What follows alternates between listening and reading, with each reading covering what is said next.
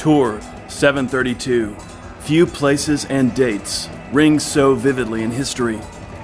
In the early period after the Umayyad conquest of Spain, the Emirs of Cordoba began raiding into France.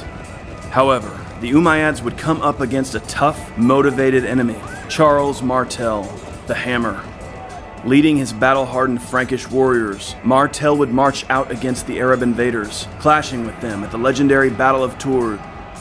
This encounter would cast a long shadow in history, determining the westward limits of the great Muslim conquests and the destiny of the region that we today call France.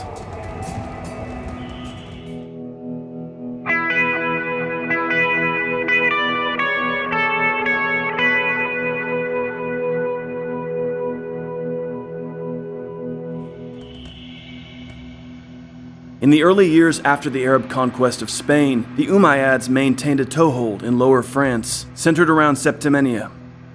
But frequent turnover of the emirs in Cordoba precluded the Muslims paying much serious attention to the land beyond the Pyrenees.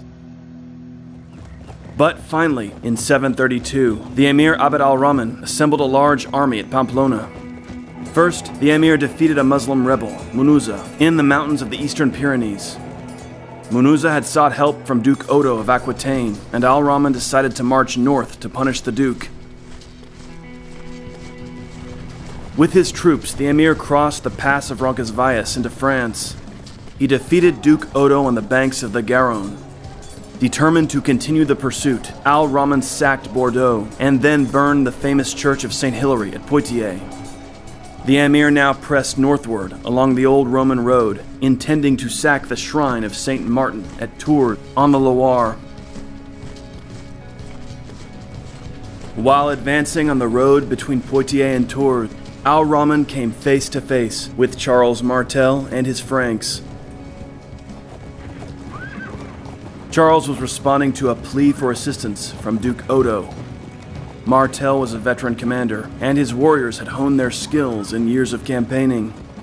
He was an opponent very much unlike the ill-disciplined Visigoths the Umayyads had faced in Spain. Our earliest accounts of the battle that raged that day between the Umayyads and the Franks come to us from the Mozarabic Chronicle of 754.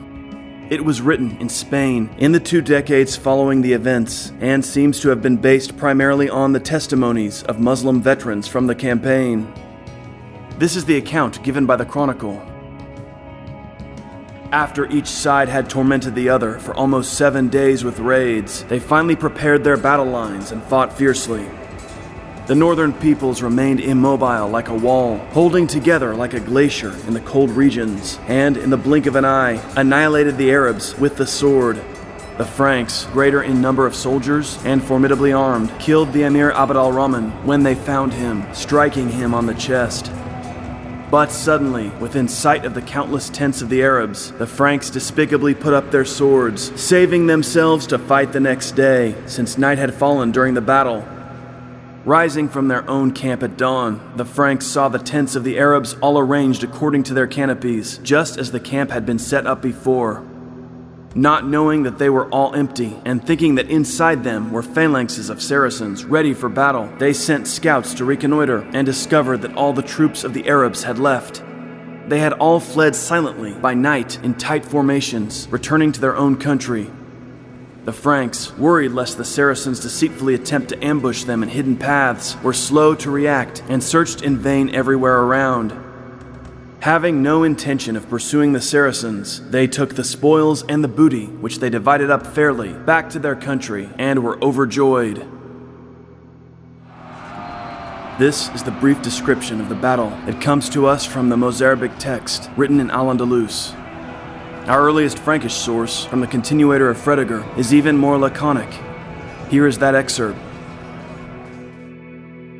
Prince Charles boldly deployed his troops against the Arabs, and, warrior that he is, fell upon them. With Christ's help, he pulled down their tents, rushing into battle to grind them to pieces. And when he had prostrated and killed their emir, Abd al-Rahman, he defeated their forces, and so he triumphed, a victor over his enemies. These 2 early accounts are brief, but they do provide us with crucial information about the battle. It's clear that the Franks were not employing cavalry in any great numbers. Charles Martel's force was composed mainly of infantry. He arrayed them in a strong shield wall on high ground with a river on their flank. Martel selected the terrain for his stand well, and the Mozarab author's image of a glacier is a powerful metaphor for a phalanx of warriors fighting on foot. The Mozarab Chronicle also makes it clear that the Franks were highly disciplined. For 7 days, Charles held his position, refusing to be drawn out by the skirmishing of the Arabs. Finally, when al-Rahman launched his cavalry, an uphill attack, the Franks cut down and destroyed the Arab forces. Frankish discipline is also shown in their conduct after the battle. Far from being a sign of weakness, the hesitance of the Franks to pursue the defeated Arabs indicates a disciplined and experienced army. Given a little success, an ill-disciplined force is prone to break up and rush after plunder, only to be ambushed by a hidden detachment of their foes. Martel's men refrained from such recklessness. Only in the morning, when it was confirmed that the enemy had been destroyed, did Charles allow his troops to plunder the Muslim camp. Both accounts also agree that al-Rahman was slain in the fighting. This points to the scope of the Frankish victory. This was a large-scale and serious defeat for the Umayyads. Even during the 8th century, Martel's victory at Tours became widely known and celebrated.